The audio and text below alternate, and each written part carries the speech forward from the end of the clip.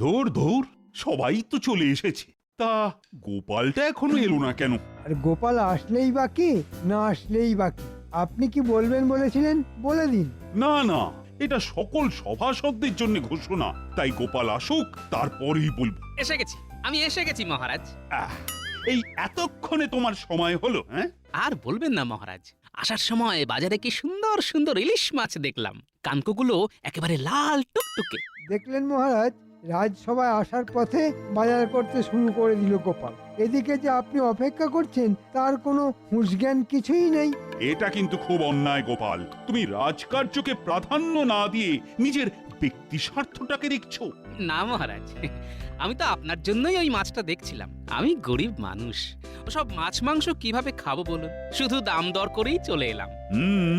যাতে খেতে পারো সেই আলোচনার জন্যই তো আজকে তোমাদের সবাইকে একটু তাড়াতাড়ি করতে বলেছিলাম। কেন মহারাজ, রাজবাড়িতে কোনো মহাভোজের ব্যবস্থা হচ্ছে নাকি? হ্যাঁ, হচ্ছে গোপাল, হচ্ছে হচ্ছে, তবে রাজবাড়িতে নয়, এই রাজবাড়ির থেকে অনেক দূরে তাল গ্রামে বনভোজন। বাহ বাহ বাহ বাহ বাহ, তাহলে তো একেবারে জমের দই। হ্যাঁ, শুধু দই কেন, ইলিশ, মুরগির মাংস, ভাত, ডাল সবই আছে। আবার শেষ পাতে দই, মিষ্টি, সব কিছুর ব্যবস্থা ওখানে করা থাকবে। তোমাদের শুধু একটু ওই হাতে হাতে সাহায্য করতে হবে, এই আর কি। সে না হয় করবো মহারাজ, শুধু রান্নাটা একটু ওই জমিয়ে হতে হবে। হ্যাঁ, বলছিলাম কি মহারাজ, আমি তো একটু পেট রোগা, তা ভাজা ভুজির কিছু বন্দোবস্ত আছে তো? আছে আছে, বেগুনি আছে, আবার সকালে কচুরি আছে। আচ্ছা, কে কে কি কি খাবে সেটা কিন্তু বলে দাও। মাছ, মাংস, ডিম, নিরামিষ, সবজি, সব সব। মহারাজ, আমি কিন্তু আগে থেকেই বলে দিচ্ছি আমি সবজি খাবো। আমি মহারাজ ইলিশ ভাজা আর ইলিশের ঝাল ঝোল যা হবে তাই। আমি তো মহারাজ ইলিশের ভাজা আর মুরগির মাংস দুটোই খাবো। এ কি মহারাজ, গোপাল তো মাছ মাংস দুটোই খাবে বলছে। হ্যাঁ হ্যাঁ, খাবে, যে যা খাবে বনভোজনে তাকে তাই খাওয়ানো হবে। শুধু একটাই কথা, বনভোজন সেরে আসার পরে তোমাদের সবাইকে মন দিয়ে কাজ করতে হবে। হ্যাঁ মহারাজ, আমি তো একেবারে হৃদয় উৎসর্গ করে দেব। তা বনভোজন কি একদিনের জন্যই হবে? না না, একদিন নয়, 3 দিনের জন্য হবে। আমরা তো ওখানেই থাকবো, জঙ্গলের ধারে থাকার জায়গা সমস্ত বন্দোবস্ত থাকবে। মহারাজ, আমার একটা কথা ছিল। কি কথা?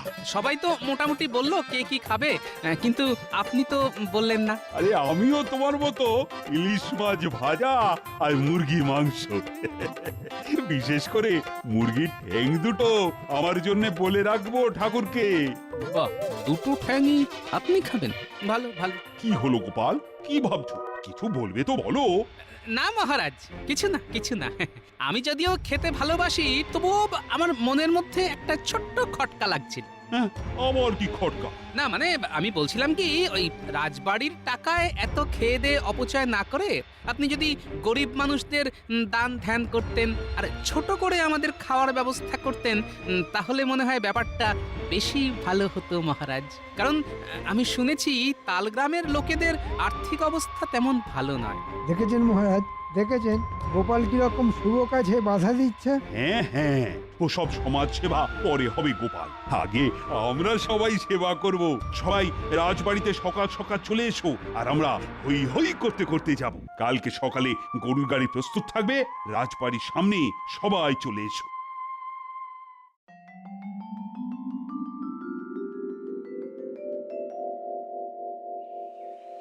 ব্যাস, এই তো সবাই চলে এসেছো তোমরা। এবার তাহলে গাড়ি ছাড়া হোক, চলো বনভোজন।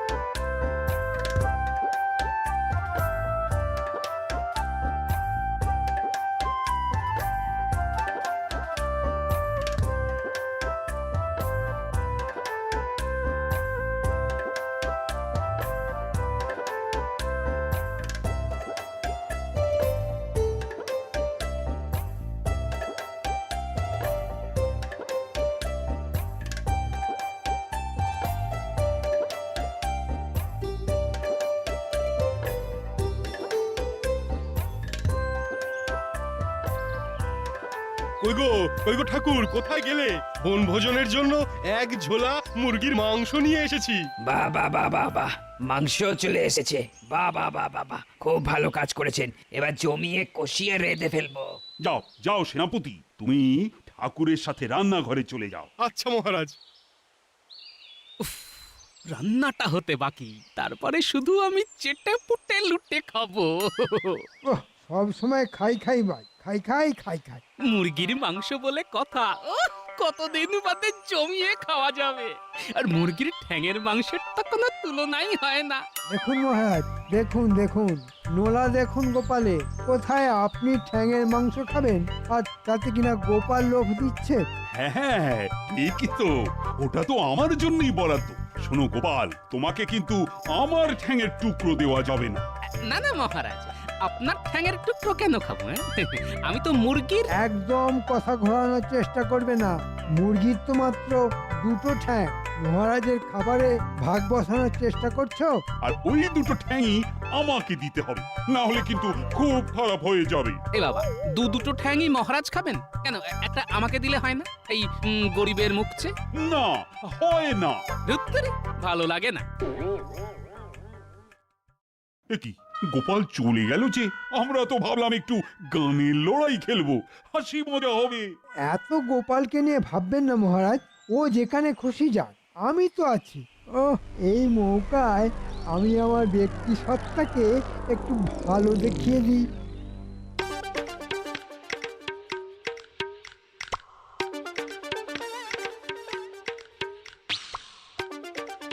ও, মাংস রান্নার কি সুন্দর গন্ধ। ইলিশের তো কোনো গন্ধ পাচ্ছি না, মনে হচ্ছে এখনো ভাজা হয়নি।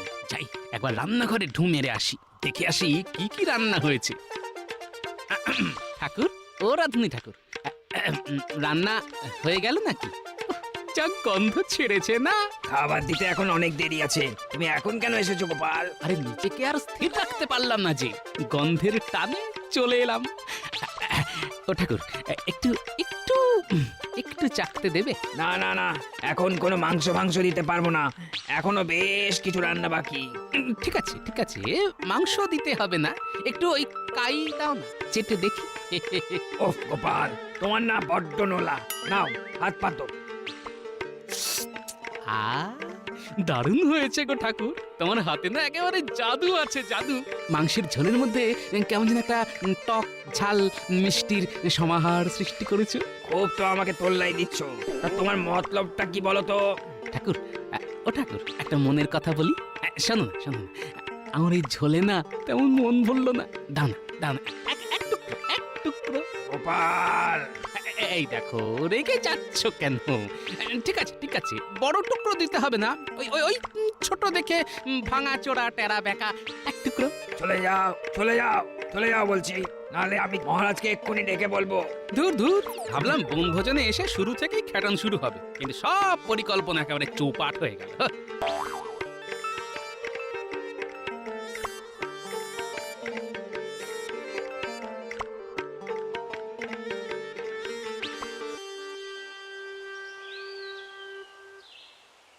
সারা দিন ভিক্ষে করেও দুমুঠো চালের বেশি কিছুই পেলাম না। ভাতের সাথে ছেলেটাকে যে কি খেতে দেব। ইস, কত কষ্ট মানুষটার, একে সাহায্য করতে হবে। আমি এদিকে ঠ্যাঙের মাংসের জন্য হাহুতাশ করছি, আর এর যে কিছুই নেই।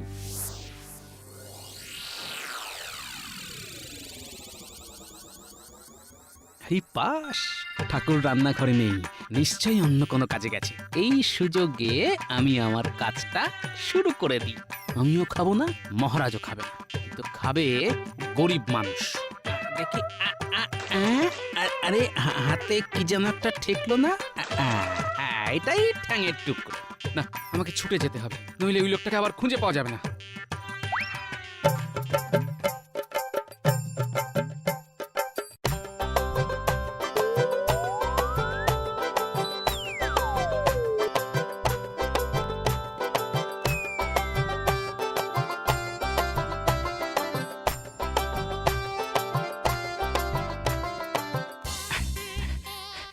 ওই তো ওই তো ওই তো ওই লোকটা।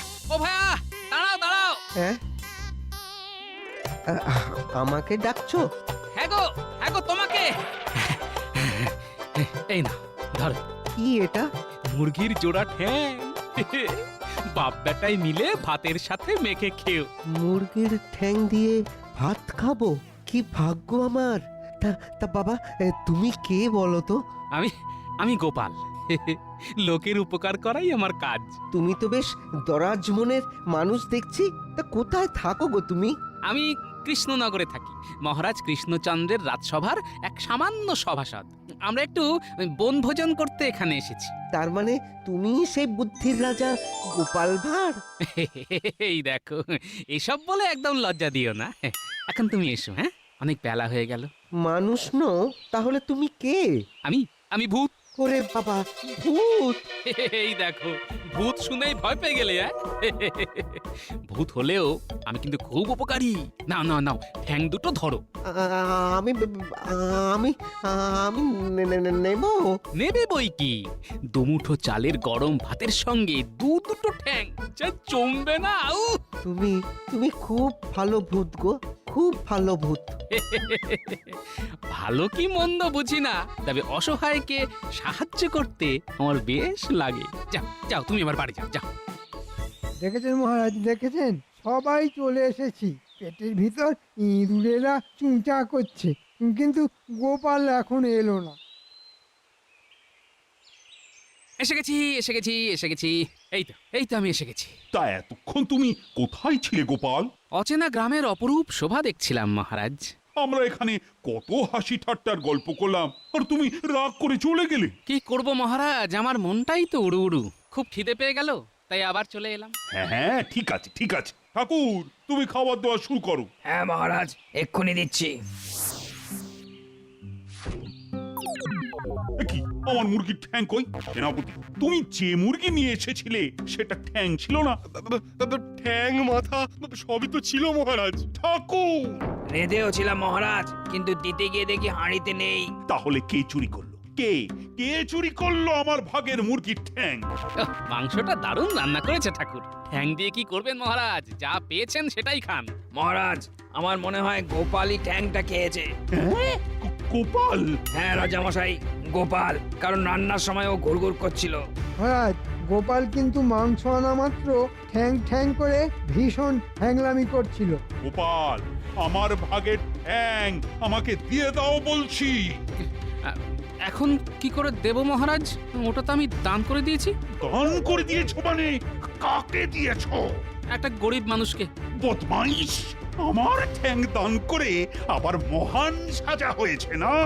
এই দেখো, আপনার ঠ্যাং তো আপনার ঠ্যাঙে লেগেই আছে। দিয়েছি তো মুরগির ঠ্যাং। মস্করা মস্করা, আবার মস্করা করা হচ্ছে। দাঁড়াও দাঁড়াও, দেখাচ্ছি মজা। ওরে বাবারে, মহারাজ খেপে গেছে, পাত নিয়ে পালাই। গোপাল গোপাল, দাঁড়াও দাঁড়াও বলছি। ঠাকুর ঠাকুর, আজকে রাতে শুধু নিরামিষ হবে, শুধুই নিরামিষ। হ্যাঁ হ্যাঁ নয়, হ্যাঁ, আমার ভাগের খাবার দিয়ে পরোপকার করা হচ্ছে, পরোপকার। তাড়িয়ে দিন না মহারাজ, গোপালকে এখান থেকেই তাড়িয়ে দিন। শুধু গোপালের উপকারগুলো ভুলতে পারি না বলে তাড়াতে পারি না, নইলে কখন তাড়িয়ে দিতাম। মহারাজ আজকাল শুধু নিজে খাবো করে। এটা বুঝতেও পারে না অন্যকে সাহায্য করার মধ্যে কত আনন্দ। মন্ত্রীর পাল্লায় পড়ে কত আনন্দ।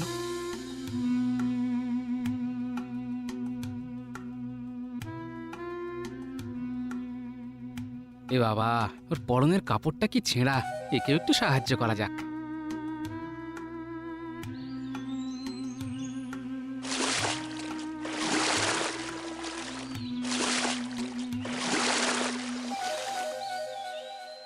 পণ্ডিতের কাপড়টা টুক করে নিয়ে নিলে হয় না? এই এই এই এই এই গোপাল, আমার কাপড় টেনে নিচ্ছ কেন? একজনকে সাহায্য করতে হবে যে। কাকে? যার পরনে ছেঁড়া কাপড় তাকে। তাহলে আমি কি পরবো? আপনার তো অনেকগুলো আছে, যেটা ইচ্ছে সেটা পরুন। কিন্তু এখন তো কাপড় পরে নেই, জল থেকে উঠে লজ্জা নিবারণ করবো কি করে? এই নিন, কচু পাতায় লজ্জা ঢেকে বাড়ি চলে যান। চললাম পণ্ডিত মশাই। গোপাল, ভালো করলে না কিন্তু। গোপাল গোপাল, খুব খারাপ করলে, খুব খারাপ করলে। এ কি কাণ্ড রে বাবা, গাছ থেকে কাপড় পড়লো? গাছ থেকে পড়েনি কাকু, আমি ফেলেছি। তুমি ফেললে? তুমি ছেঁড়া কাপড়ে কষ্ট পাচ্ছিলে, তাই একটু সাহায্য করলাম আর কি। তুমি খুব ভালো। এবার তা বাবা, তুমি কে? গোপাল, গোপাল ভাঁড়। গোপাল? হ্যাঁ, কৃষ্ণনগরের মহারাজের সামান্য এক সভাসদ।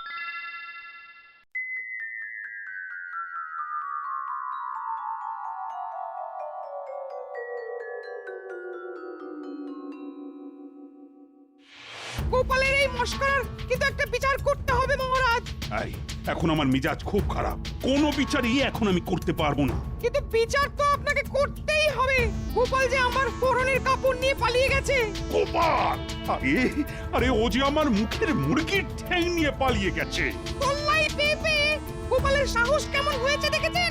আমার পরনের কাপড়, আপনার মুখের খাবার সব নিয়ে পালিয়েছে। না না না না, গোপালকে ধরে উত্তম উত্তম দলাই দেওয়া দরকার।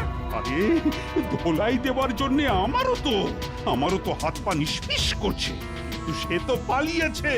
পালিয়েছে? পালিয়ে আর যাবে কোথায়? জাল ছিঁড়ে পালালেও পুকুর থেকে তো আর পালাতে পারবে না। চলুন দুজনে মিলে পেটাকে ধরে আনি।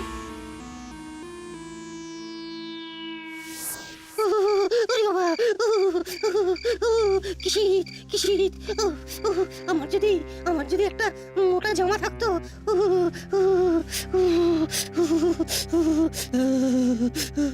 যেদিকে তাকাও সেদিকেই শুধু কষ্ট আর কষ্ট। কার মুখের খাবার নেই, কার কাপড় নেই, কার আবার শীতের হাত থেকে বাঁচার মতো মোটা জামা নেই। এই ছেলেটাকে এক্ষুনি একটা মোটা জামা দিয়ে সাহায্য করতে হবে। কিন্তু মোটা জামা কোথায় পাই, কোথায় পাই? এসেছে, এসেছে, বুদ্ধি এসেছে। যাই, সেনাপতির গায়ের জামাটা এনে ছেলেটাকে সাহায্য করি।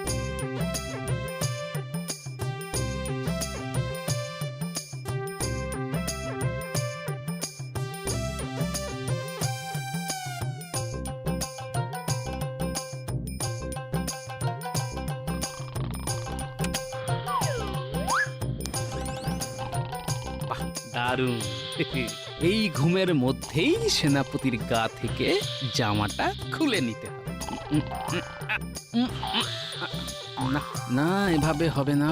উল্টে টানাটানিতে সেনাপতির ঘুম ভেঙে যেতে পারে। একটা কাঁচি বা ছুরি কিছু লাগবে। যাই, রান্নাঘরে পেয়ে যাব।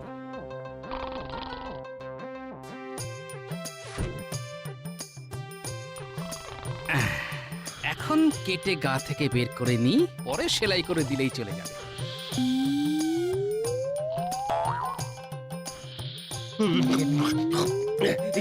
কে রে? গোপাল, এটা তুমি কি করেছো?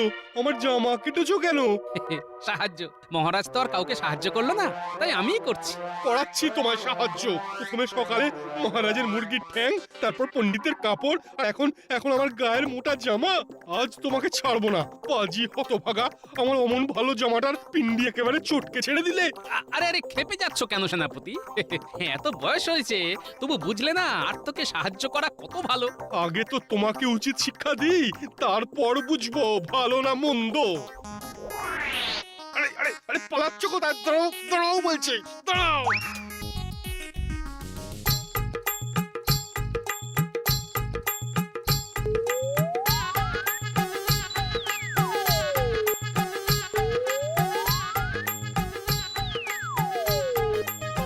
এত তো খোঁজা হলো, কিন্তু ধরিবাজ গোপাল কোথায় লুকোলো বলুন তো?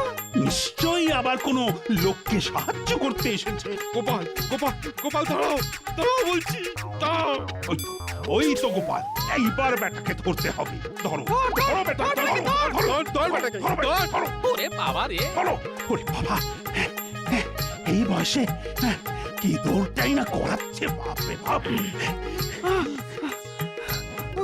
আমার যে জিভ বেরিয়ে গেল।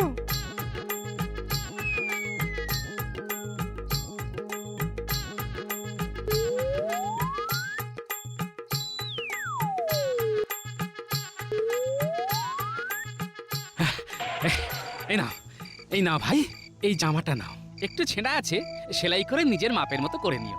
তোমার তো খুব কষ্ট, আমি এর থেকে আর বেশি কিছু করতে পারলাম না ভাই। তুমি তো ভগবান। ও আজ অব্দি আমাকে কেউ এতটুকু সাহায্য করেনি। এই প্রথম কারোর থেকে সাহায্য পেলাম। আমি তোমাকে একটা প্রণাম করতে চাই। ধুর পাগল, মানুষ মানুষের পাশে দাঁড়াবে না তো কে দাঁড়াবে বলো? আমার নাম গোপাল, কৃষ্ণনগরে বাড়ি। তোমাদের গ্রামে অনেকেই খুব গরিব, তাই যদি কারো কোনো সাহায্যের দরকার হয় আমাকে জানিও। হ্যাঁ, আমি নিজের সামর্থ্য মতন সাহায্য করব, কেমন? কি আপনারা চলে এসেছেন? মহারাজ, আমি জানি আমি অনেক পাপ করেছি, যা শাস্তি দেওয়ার দিন আমাকে। দরকার হলে আমার 1 মাসের বেতন কেটে নিন, কিন্তু কিন্তু মহারাজ, এই গরিব মানুষটার কাছ থেকে দয়া করে জামাটা কেড়ে নেবেন না মহারাজ। সত্যি সত্যি গোপাল, ধন্য তুমি। আমি তোমাকে ভুল বুঝেছিলাম, আর এখন তুমি আমার চোখ খুলে দিলে। সেনাপতি, তোমার জামা, আর পণ্ডিত, তোমার জন্য নতুন ধুতির ব্যবস্থা আমি করব। মানুষকে সাহায্য করার মধ্যে এতটা আনন্দ আজ আমি তোমার কাছে শিখলাম গোপাল, তোমার কাছে শিখলাম।